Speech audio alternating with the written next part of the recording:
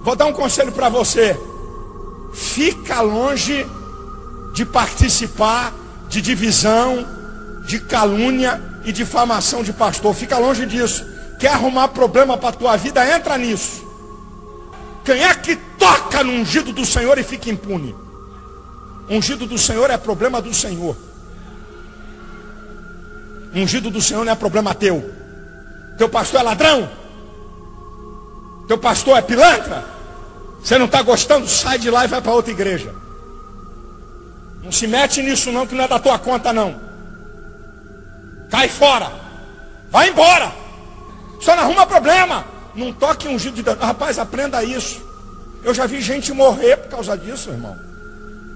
Irmão, já vi gente morrer. Eu estou falando aqui. Eu já vi gente morrer. Meu irmão, isso é coisa muito séria, meu irmão. Meu irmão, não toma atitude contra pastor. Não entra nessa furada, não vai.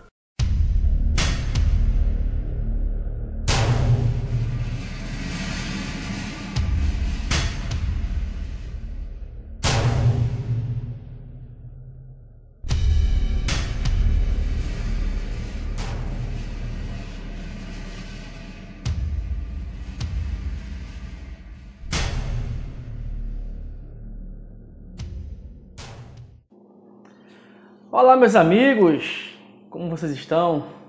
Espero que estejam bem.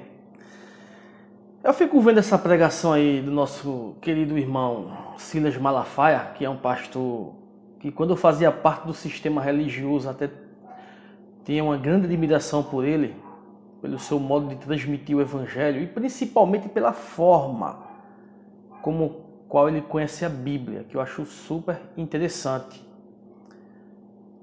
Porém, eu fico me perguntando, se todos nós tomássemos esse conselho que ele está dando em sua mensagem, onde nós iríamos parar? Eu não quero me referir aqui a pessoas que vivem caluniando ninguém, porque eu acho que não devemos caluniar nem pastor, nem bispo, nem padre, ou ninguém, independente do que você seja. Então, não é esse o caso de caluniar alguém. Mas na questão de que você vê alguém agindo de má fé, fazendo coisas erradas, você não denunciar, você não falar. É interessante como a Bíblia ensina uma coisa e nós, de modo geral, seres humanos, praticamos outra totalmente diferente. Como está escrito aqui em Isaías 56:11, que diz assim: são cães devoradores, insaciáveis. São pastores sem compreensão, nem entendimento. Todos apenas seguem seu próprio caminho natural. Cada um busca com avidez vantagens, apenas para si. Note que o texto diz aqui, são todos, ele não exclui nenhum. São todos cães devoradores, insaciáveis, pastores sem compreensão, sem entendimento. É óbvio que o texto está falando dos pastores da casa de Israel, os pastores que existiam na época da lei. É óbvio. Todavia, essa ideia de pastor que nós temos visto nos dias de hoje é uma cópia dos pastores da casa de Israel. Até porque, biblicamente falando, não existe pastor na graça, para gentil no Novo Testamento. Não existe. Você nunca vai ver a Bíblia referindo-se, principalmente na Taná, acerca de pastores para cristãos, em hipótese alguma. Existem alguns textos que, distorcidos, podem nos levar a acreditar acerca dessas coisas, como, por exemplo, Efésios 4:11, onde a gente pode pegar assim, e ele deu uns para pastores.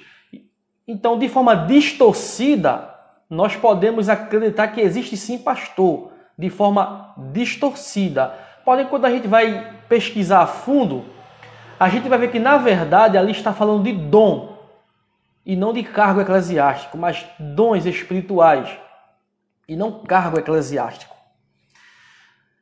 E que, na verdade, quando Paulo falou essas coisas, ele não está falando referentemente a pastor mesmo, mas a pessoas de idade, experientes, para que viessem cuidar dos novos convertidos, para que eles não venham se desviar do cristianismo e voltar para as práticas da lei. Mas é isso que a Bíblia está falando. Onde as pessoas pegam essas passagens, distorcem e trazem uma ideia de pastor para o Novo Testamento que não existe. Pois bem, dito isso, então eu não enxergo essa forma de que o nosso amigo, querido irmão, está falando, que se o cara é pilantra, se o cara é safado, ele sai da igreja e vai para outra, não denuncia. Não, deve denunciar sim. Se está errado, deve denunciar, até porque Jesus denunciou. Ai de vós, escribas e fariseus, hipócritas. E quando você vai analisar as palavras de Jesus, e você vai ver as pessoas que mais deram dores de cabeça a ele, foram justamente os religiosos, sendo mais específicos, os líderes que achavam que eram alguma coisa e que na verdade não eram nada. Na verdade não eram nada, mas se achavam muito. Não precisa ser muito bom de Bíblia para perceber essas coisas, mas só é preciso ter entendimento e estudar a Bíblia com a mente aberta. Eu acho que o erro tem que ser denunciado sim. Aquilo que está errado tem que ser falado sim. Não devemos nos calar diante do erro. Ora, se todo mundo começar a agir dessa forma, onde é que nós vamos parar? O que será de nós? Ah, se tu está numa igreja que teu pastor rouba, teu pastor é picareta, teu pastor é isso, teu pastor é aquilo, sai e vai para outra. Quantas igrejas existem? É fábrica de igreja, meu amado?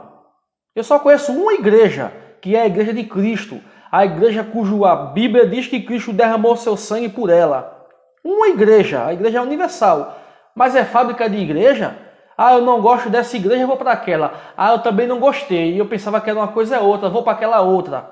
Ué, e é assim que funciona?